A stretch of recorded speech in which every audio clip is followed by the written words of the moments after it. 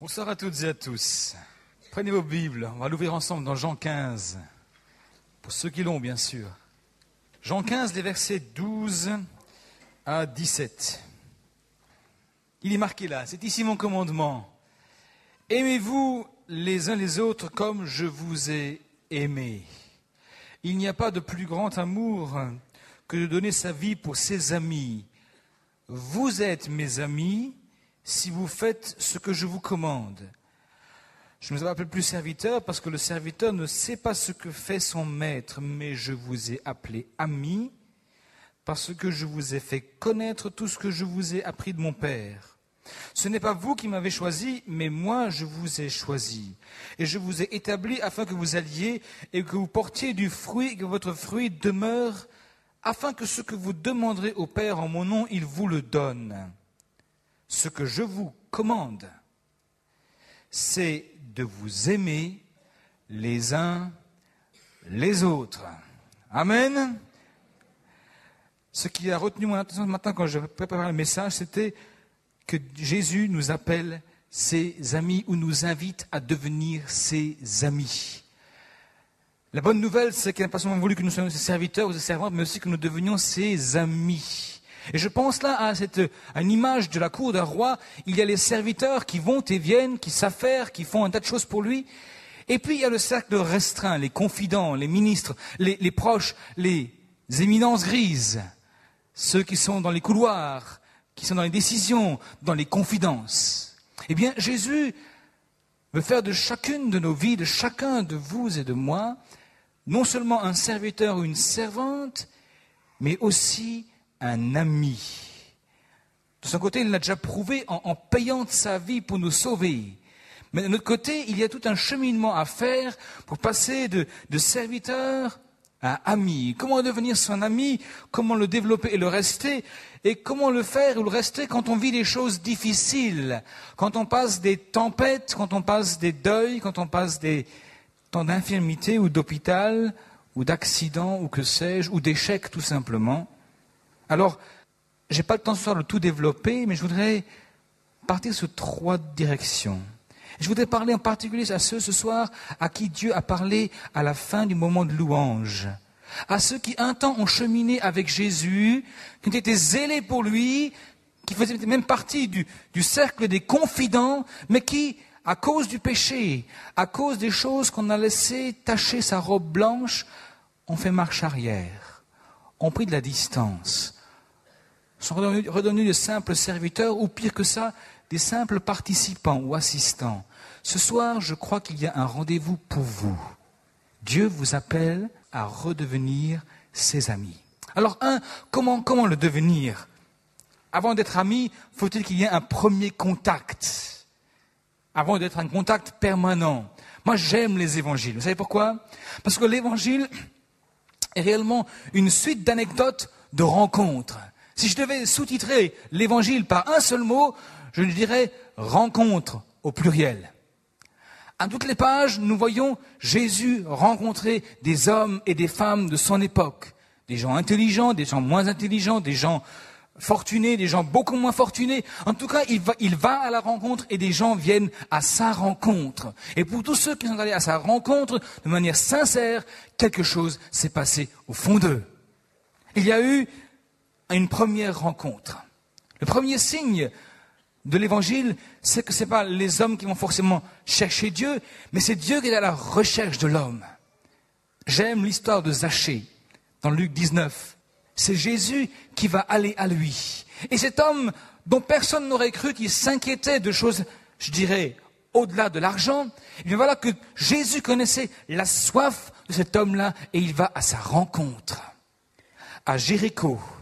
Et quand il le croise, son sycomore, il lui dit « Zachée, descends de ton arbre, il faut que je fasse ma demeure chez toi. » Zachée le reçoit avec un cœur grand ouvert. Et quand il rentre chez lui, Jésus transforme son échelle des valeurs, et quand il ressort, cet homme est transformé.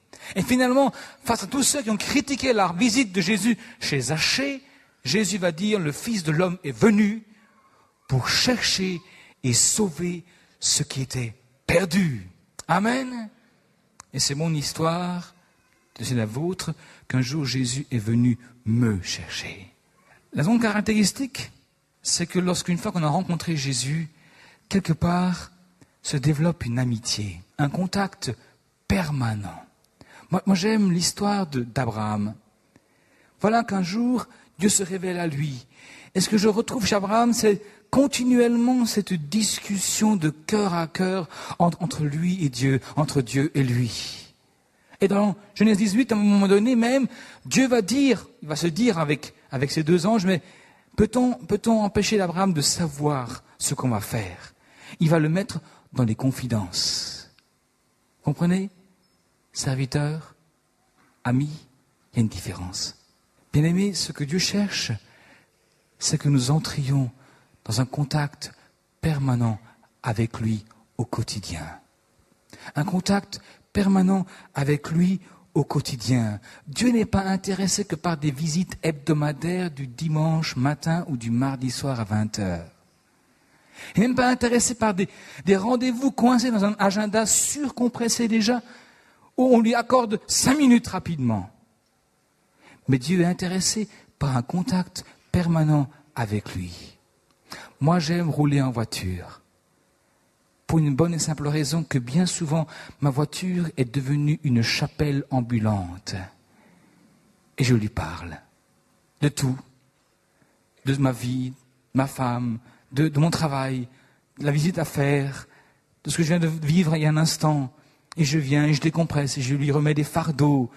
Et je lui soumets des projets. Des fois, je crie, au secours, Seigneur, j'ai besoin de toi maintenant, dans les minutes qui viennent. Tu vois la visite que je vais faire. Seigneur, viens à mon secours. Et vous savez quoi? Ça marche. Ça marche. Et je vous encourage à le faire aussi. Je vous appelle mes amis, a dit Jésus. Je vous appelle mes amis. Allô, vous êtes là ce soir? C'est le but et le projet de Dieu pour votre vie aussi. Non pas juste un simple serviteur, une servante, mais un ami. Paul disait, priez sans cesse. Ah, comment je vais faire ça? Aller au cloître, au monastère? Je ne pense pas. Je n'empêche personne d'aller faire une retraite. Pas de ça, mais genre Dieu voulait que tout simplement nous comprenions qu'il est intéressé par un contact permanent avec lui. Dans tout ce que nous faisons. C'est d'ailleurs un frère qui était chrétien à son époque, qui était moine aussi, un moine français, qui disait, la clé vers l'amitié avec Dieu n'est pas de changer ce que vous faites, mais de changer votre attitude par rapport à ce que vous faites. Ce que vous faites d'habitude pour vous, vous commencez à le faire pour Dieu, que ce soit manger, boire, dormir, vous relaxer ou sortir les poubelles. On peut tout faire pour Dieu. Faites tout pour la gloire de Dieu. Longtemps, je ne que servir Dieu, c'était être à plein temps dans le ministère. Jusqu'au jour où j'avais compris qu'au fond de ma salle de classe à l'école, je servais Dieu. Et je pouvais être une lumière pour les 25 ou 30 bambins que j'avais en face de moi et la famille respective. Amen. Faites tout pour la gloire de Dieu. Restez en contact permanent avec lui. Je vous appelle mes amis. Dieu parmi les hommes. Moi, j'aime ce jardin d'Éden. Voyez-vous, en Éden, il n'y avait pas d'église, pas de cérémoniel, pas de louange, pas de musiciens. Mais Dieu était là, dans le jardin, à être en communion avec les humains dans ce qu'il faisait. Il donnait des noms aux animaux, éléphants, girafes, Isha, etc. Et puis Abraham aussi, pas d'église non plus. Pas d'église, rien de tout cela. Mais il connaissait Dieu et Dieu le connaissait. Et à la fin de sa vie, il a été appelé l'ami de Dieu, dont parlera Jacques dans Jacques 2, 23. Amen. Je vous appelle mes amis. Question ce soir, où en êtes-vous avec Dieu? Êtes-vous son ami? Est-il votre ami? Ou est-ce une simple accointance, une connaissance? Voltaire disait, quand on lui parlait de Dieu, s'il le connaissait, Voltaire disait, on se parle de temps en temps, mais de loin. Vous en êtes où ce soir avec Dieu? Il y a des moments où Dieu fixe des rendez-vous à nos vies. Et ce soir, je crois que c'est un de ces moments. Deuxième point, pour créer ou pour développer une amitié avec Dieu, c'est de le connaître. Il est impossible de développer une connaissance de Dieu sans connaître sa parole. C'est dans 1 Samuel 3, 21 qu'il est dit, l'Éternel se révélait à Samuel, à la ville de Silo, par la parole de l'Éternel. Si vous voulez connaître Dieu, faut-il connaître sa parole, mettre son nez dedans et méditer sa parole. Remarquez, je n'ai pas dit qu'il faut lire du matin au soir la Bible, mais j'ai dit qu'il faut la méditer. Je vous recommande de la méditer, de la réfléchir, de la ruminer. Le propre d'un ruminant, c'est qu'une fois qu'il a mangé, il va s'allonger et à un moment donné, ça remonte de son estomac et la vache, elle repasse la boule d'herbe entre ses dents. Elle rumine. Nous savons très bien en tant qu'être humain ruminer, mais dans le mauvais sens du terme, n'est-ce pas? Quand on se fait du mouron, quand ça rumine et que ça broie des idées noires. Vous connaissez cela? Quand ça vous fait de l'insomnie et de l'angoisse, et que finalement, des fois, on est tenté de prendre du Lexomil. D'autres, c'est un verre de cognac. Parfois, il y en a même un de trop. Si vous savez vous faire du souci, vous savez méditer. Parce qu'en fait, c'est absolument la même activité, si ce n'est que l'objet de votre méditation n'est plus un souci, mais un verset des Écritures. Amen. Donc si vous savez vous faire du mouron, vous savez méditer. Et plus vous êtes quelqu'un qui fait du mouron, qui parle des idées noires, plus vous êtes capable de méditer la parole de Dieu. David disait au psaume 77, verset, je ne sais plus lequel, 97, « Ah, combien j'aime ta loi, elle occupe mes pensées tout le jour. » Question ce soir, qu'est-ce qui occupe vos pensées tout le jour? Le stress du boulot? Le mari qui vous énerve? La gamine qui ne marche pas très bien, enfin, l'estomac qui va mal, que sais-je. David disait, « Ah, combien j'aime ta loi, elle occupe ma pensée ou mes pensées tout le jour. » Dans la Bible, eh bien, on trouve des hommes et des femmes qui ont compris cela, et qui plus ils méditaient la parole de Dieu, plus eh bien, ils avaient la révélation des secrets de Dieu. Psaume 25, verset 14 dit, « Le Seigneur confie son secret à ses fidèles. Il les instruit des devoirs de l'alliance. » Plus loin, il dit, « L'amitié de l'Éternel est pour ceux qui le craignent et son alliance leur donne leur instruction. » Alors, commencer une relation amicale avec le Seigneur, c'est une première rencontre. Et puis, c'est développer le contact permanent. Et finalement, c'est apprendre à le connaître. Et je vous recommande de choisir le matin une bonne portion, là, comme la vache, vous mangez un bon morceau de terrain de la parole de Dieu, vous laissez descendre ça au fond de l'estomac, et en cours de journée, vous remontez 1 ou 2 versets, et vous le ruminez. Et quand tout va mal, vous allez dire, voilà ce que je veux repasser dans ma pensée quand tout va mal. Les bontés de l'Éternel ne sont pas épuisées, elles se renouvellent chaque matin. Amen. Et quand l'ennemi vient comme un fleuve, vous pouvez lui dire, l'Esprit de l'Éternel le fait fuir par 7 chemins différents. Amen. Allô, vous êtes toujours là avec moi ce soir? 3e point. Et ce sera le dernier, avant la conclusion. Vous allez me dire, frère, ça va très bien tout ça. Mais vous savez, frère, la vie n'est pas toujours aussi rose. Hein. Des fois, on passe des périodes plutôt noires et difficiles. Et je vous rejoins dans Éphésiens 6, 13, il est parlé du mauvais jour, ou du jour mauvais, même pour le chrétien, après avoir tout surmonté, afin de pouvoir résister et tenir ferme aux jours mauvais. Effectivement, il existe aussi des jours mauvais pour le croyant. Mais voyez-vous, ce que je remarque dans la parole de Dieu, c'est que des hommes comme Job, comme David, comme Jérémie, qui ont connu des mauvais jours, ces hommes de Dieu, eh bien, ont toujours raconté la mauvaise fortune à Dieu. Autrement dit, ils ont été honnêtes avec Dieu.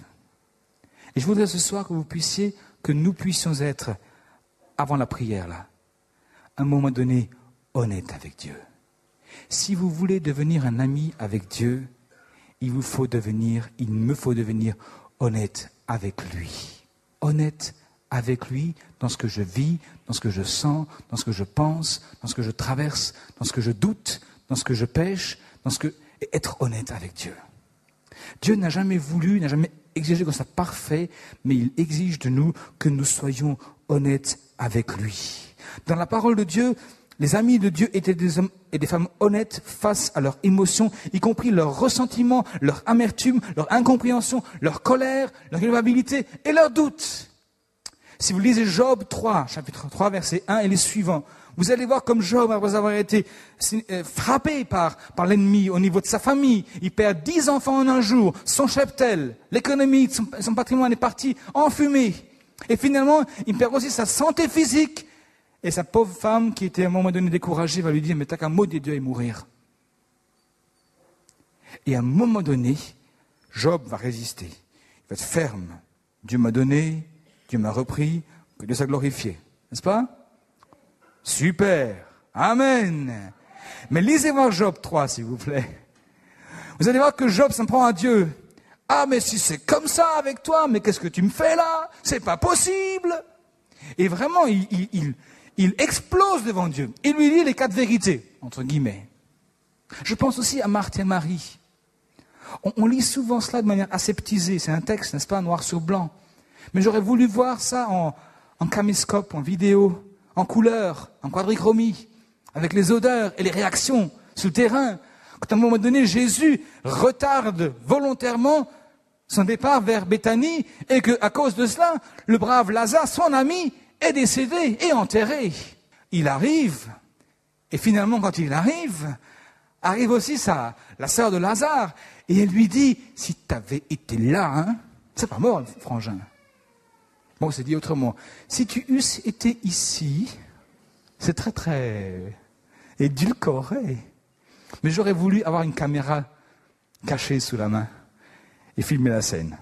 Si tu avais été là, Seigneur, si tu avais été là. Autrement dit, t'étais où? Pourquoi tu as tardé? Pourquoi tu as attendu tellement longtemps? Je ne comprends plus. T'es mon ami, t'es notre ami. On t'a accueilli chez nous, à la maison. Mais qu'est-ce que t'as fichu? Alors, ça n'arrive qu'à l'époque, n'est-ce pas? Plus de nos jours, chez nous, dans ce lieu. Allô? D'accord. Bien-aimés, je crois que c'est important que nous puissions, en tant qu'amis de Dieu aussi, exprimer toutes ces incompréhensions. Récemment, nous avons lu ensemble Lamentation 3, les versets 1 à 23, où vraiment Jérémie va se lamenter devant Dieu. D'où le mot les jérémiades. À un moment donné, il va être tellement dans la difficulté, il va, à cause du nom de Dieu, à cause de sa fidélité à prêcher la parole de Dieu, toujours une parole difficile, n'est-ce pas, à écouter, parce qu'il annonçait des malheurs, il annonçait des choses difficiles. Eh bien, tout le monde l'a haï. Finalement, on l'a mis au fond d'une citerne, c'est-à-dire une crevasse. Il y avait de l'eau d'habitude, l'eau était desséchée à moitié, et au fond, il y avait ça de boue. Et on l'a mis dedans. Lui, le prophète, l'homme de Dieu qui obéissait en plus. Et voilà ce qu'il va dire à un moment donné. Je ne sais pas si vous voulez le lire avec moi, mais vous pouvez le faire. Dans Lamentation chapitre 3, je vous lis juste quelques versets, des morceaux de choix. Je trouve ça excellent. Il va dire au verset 1, « Je suis l'homme qui a vu la misère sous la verge de sa fureur. » Je vous le lis en français courant, « Je suis l'homme qui a connu la misère sous les coups furieux du Seigneur. » Seigneur, c'est de ta faute. Je suis là. Et puis il continue en disant, « Il m'a conduit, mené dans les ténèbres et non dans la lumière. Contre moi, il tourne et retourne sa main tous les jours. » Et puis il insiste, il continue en disant, « J'ai beau crier, verset 8, et implorer du secours, il ne laisse pas accès à ma prière. » J'ai beau prier, louer le Seigneur, ça marche chez ça, mais pas chez moi. Eh oui, toujours pareil. C'est moi le Calimero de l'église. Verset 10, il a été pour moi un ours en embuscade, un lion dans un lieu caché. C'est dingue ce qu'il dit là. Verset 12, il a tendu son arc et il m'a placé comme un but pour sa flèche. C'est moi la cible, toujours moi. Boing, boing. Et puis il rajoute derrière, je suis pour tout mon peuple un objet de raillerie, chaque jour l'objet de leurs chansons. Il m'a rassasié d'amertume, il m'a enivré d'absinthe. Et maintenant il atteint le fond de la dépression en disant, il m'a brisé mes dents, il m'a couvert de cendres, tu m'as enlevé la paix, je ne connais plus le bonheur. Et j'ai dit, ma force est perdue, verset 18, je n'ai plus d'espérance en l'Éternel. En français courant, c'est, je n'ai plus d'avenir, je n'attends plus rien du Seigneur. Ah, quel homme de Dieu plein de foi. C'est incroyable, comme il est encourageant, n'est-ce pas? Mais voyez-vous, ce que j'aime, c'est que cet homme est justement un homme de Dieu. Et il a pu exprimer toute sa douleur, toute son amertume, tout son ressentiment. Et ça a été son cheminement vers la guérison. Le fait de pouvoir dire au Seigneur, Seigneur, ça ne va pas, j'en ai marre, j'en ai plein les bottes, j'en ai plein partout, j'en ai assez. Seigneur, au secours! Et finalement, après avoir dit tout ça, à un moment donné, il débouche hors du tunnel. Et il va dire la chose suivante. Quand je pense à ma détresse et à ma misère, à l'absinthe et au poison, quand mon âme s'en souvient, elle est abattue au-dedans de moi. Mais voici ce que je veux repasser dans mon cœur, ce qui me donnera de l'espérance. Les bontés de l'Éternel ne sont pas épuisées. Ses compassions ne sont pas à leur terme, elles se renouvellent chaque matin. Oh, que ta fidélité est grande! Amen! Autrement dit, s'il voulait être l'ami de Dieu, il lui fallait être honnête face à Dieu, honnête avec Dieu. Je voudrais le dire ce soir, si nous voulons devenir les amis de Dieu, et Dieu veut faire de nous ses amis, pas juste ses serviteurs et ses servantes, il souhaite que nous devenions honnêtes avec lui. David dira, tant que je me suis tu, je gémissais. C'est incroyable le nombre de croyants qui, au fil du temps, se taisent, et ravalent, et se cachent, et enfouissent le problème, au lieu de les sortir et de le dire à Dieu, quand ça ne va pas. Et de dire, ça ne va pas. Et puis, le nombre de croyants aussi, peut-être, ce soir, c'est peut-être un moment de Dieu que Dieu voulait pour vous ce soir, à vous qui avez sali votre vêtement dans la marche. Tant que vous vous tairez, vous gémirez. Tant que vous cacherez votre péché, vous l'enfuirez. Que vous me présenterez une belle façade, j'aimerais vous dire, vous ressortirez d'ici comme vous êtes venu, gémissant, dépressif, affaibli intérieurement. David dira, tant que je me suis tu, je gémissais. Il disait, tant que je ne reconnaissais pas ma faute, mes dernières forces s'épuisaient en plaintes quotidiennes. Car de jour et de nuit, Seigneur, tes coups pleuvaient sur moi et j'étais épuisé comme une plante au plus chaud de l'été. Autrement dit, j'avais plus de force, j'étais épuisé, burn out, déprimé. Il va continuer en disant, mais je t'ai avoué ma faute. Autrement dit, j'ai ouvert la bouche, j'ai reconnu ce que j'ai fait. J'ai reconnu ce que j'ai fait, je ne t'ai pas caché mes torts. Et je me suis dit, je suis rebelle au Seigneur, je dois le reconnaître. Et toi, tu m'as déchargé de ma faute. Question, pourquoi devrions-nous devenir honnêtes avec Dieu? Dieu connaît tout de nous. C'est vrai. Pourquoi donc? Il sait tout de nous. Il sait le moment où on se lève, on s'assied. Il sait tout de nous. Mais Dieu veut que nous ayons le courage de le dire.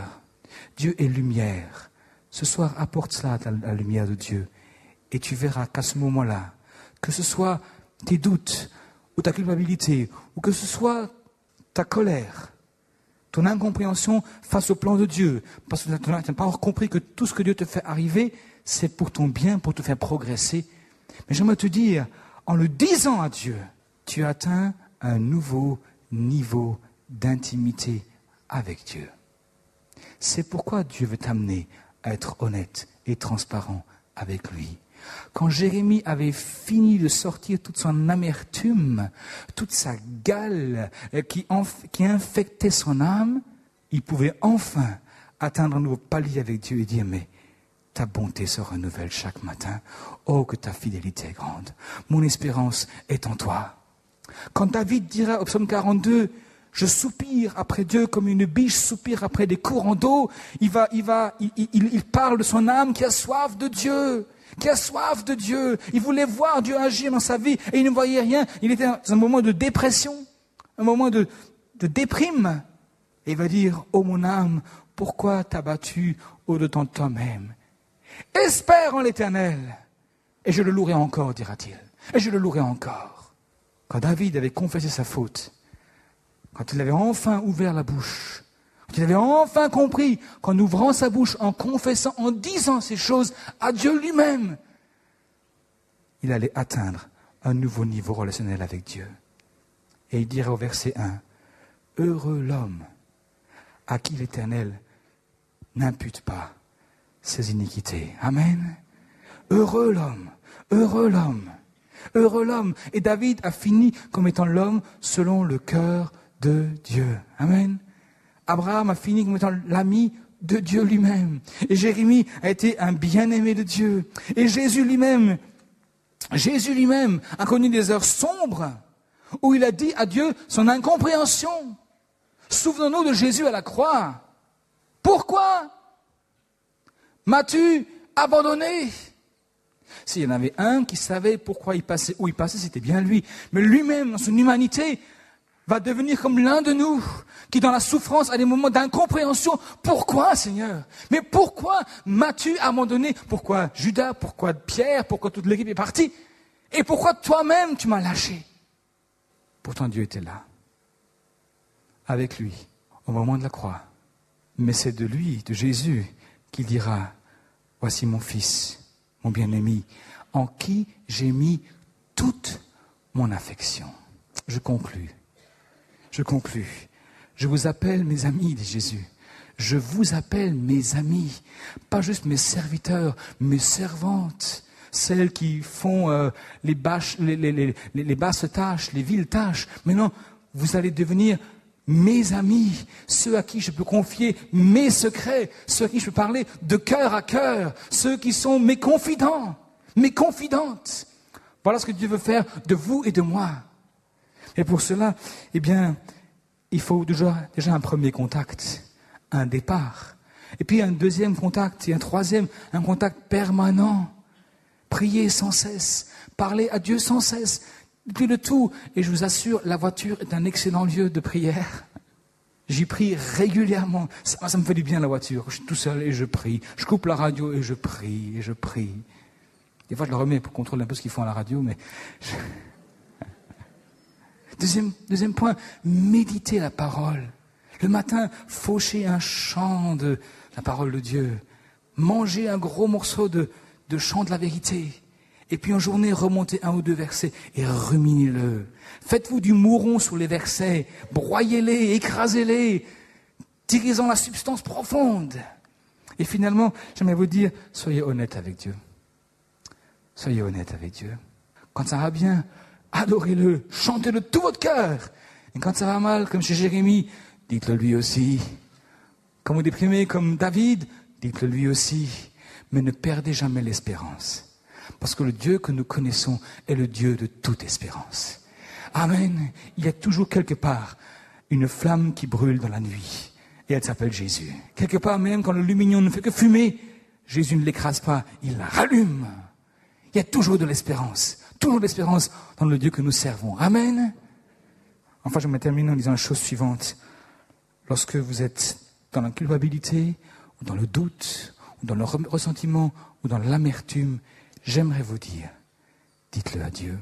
Moi, j'aime Jean-Baptiste. C'est vraiment un de mes héros favoris de la Bible. Voilà un homme qui a une colonne vertébrale solide. À un moment donné, quand il va prêcher l'évangile, il va aller dans le désert, il prêche à des gens qui ont le cœur sec, il y va, et il y a des conversions, il y a des baptêmes et tout. Et quand Jésus arrive sur le terrain, il cède la place. Il sait quel était son champ d'action, et maintenant il cède la place à celui à qui il a ouvert la voie. Et il va même dire à ses disciples, allez-y, suivez-le. Allez-y, suivez-le. Et voilà que maintenant qu'il est au fond de la prison, il se met à douter. Il se met à douter. Et il va dire à ses disciples, écoute, tu pourras aller demander Jésus si c'est lui qu'on devait attendre. Luc 7, verset 20. Et Jésus va lui dire à ses disciples-là, retourne chez Jean et dis-lui, les aveugles voient, les boiteux marchent, les paralytiques sont guéris, le royaume de Dieu est annoncé. Mais pas un seul mot de reproche. Aucun reproche. Il l'encourage en l'informant de l'efficacité de la prédication de la parole de Dieu. Ce soir, j'aimerais te dire, on va prier dans un instant. On va prier pour celles et ceux qui le souhaitent.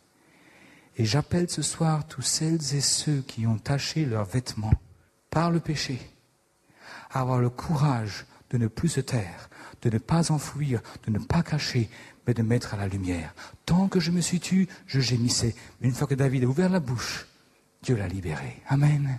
Il est redevenu heureux et il a fini sa vie comme étant un homme selon le cœur de Dieu. Puisse ce soir être le point de départ, la rencontre première avec Jésus pour certains, puisse ce soir être aussi un point de nouveau départ pour d'autres. Amen.